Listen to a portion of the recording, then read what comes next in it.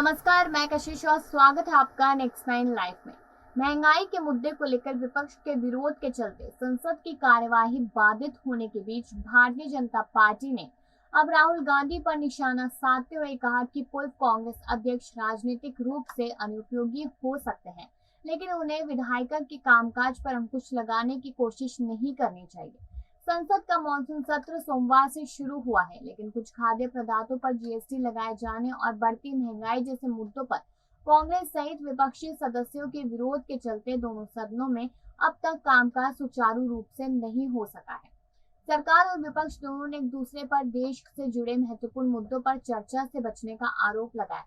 केंद्रीय मंत्री और भाजपा नेत्री स्मृति ईरानी ने राहुल गांधी पर निशाना साधते हुए कहा कि अपने राजनीतिक जीवन में गांधी पूर्व में भी संसदीय कार्यवाहियों और परंपरा के प्रति असम्मान दिखा था और वह लोकसभा कामकाज में भी अंकुश लगाने पर अड़े हुए हैं। ईरानी ने कहा कि साल 2004 से लेकर 2019 के बीच अमेठी के सांसद के तौर पर राहुल गांधी ने संसद में एक भी प्रश्न नहीं उठाया।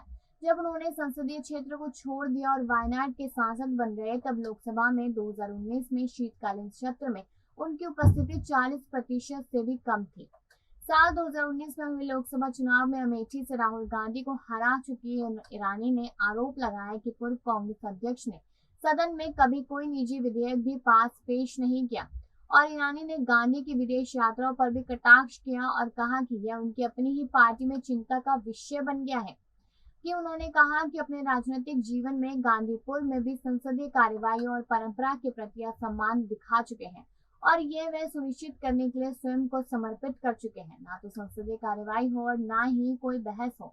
ईरानी ने कहा कि ये राजनीतिक तौर पर अनुपयोगी हो सकते हैं, लेकिन उनसे मैं कहना चाहती हूँ कि वो संसद की उपाध्यक्षता पर अंकुश लगाने की कोशिश निरंतर ना करें। आगे भी इस तरह की बातें लगातार कहती नजर आई स्मृति ईरानी। तो चलिए दिखाते आपको वीडियो और उनकी मुंह जुबानी सुनिएगा कि किस तरीके से राहुल गांधी को यहाँ पर कितना कुछ कहती नजर आई है नेत्री। संसद में चर्चा न हो,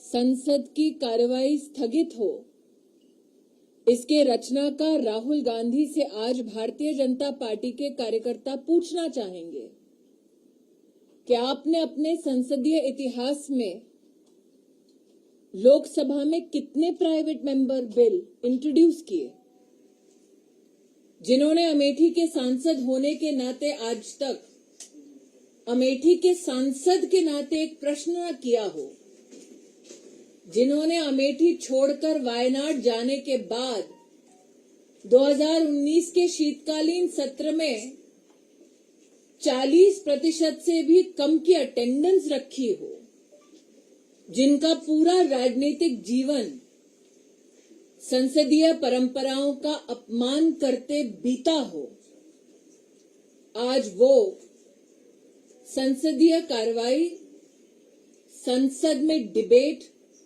संसद में डिस्कशन ना हो, इसके लिए अपने आप को समर्पित कर रहे हैं। भारत की संसद भारत की अपेक्षाओं का, आकांक्षाओं का प्रतीक है। भारत की जनता ये चाहती है कि संसद में उन विषयों पर, मुद्दों पर चर्चा हो जो भारत के लिए और भारत के हर नागरिक के लिए महत्वपूर्ण है।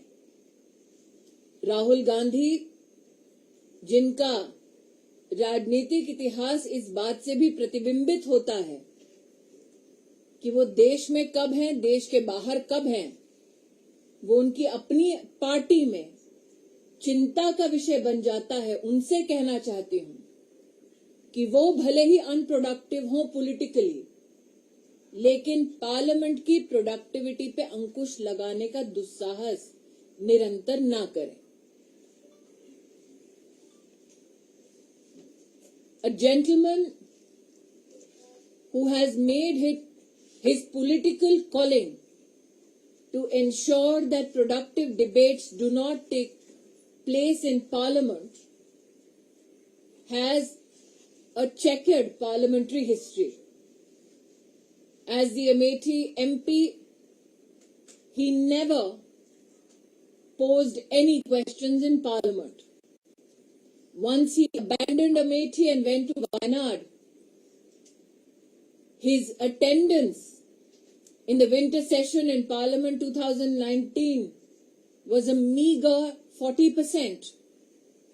A gentleman who has never proposed a private member bill in Parliament in his parliamentary journey, today yet again wants to ensure that a healthy, productive debate, discussion in Parliament does not take place.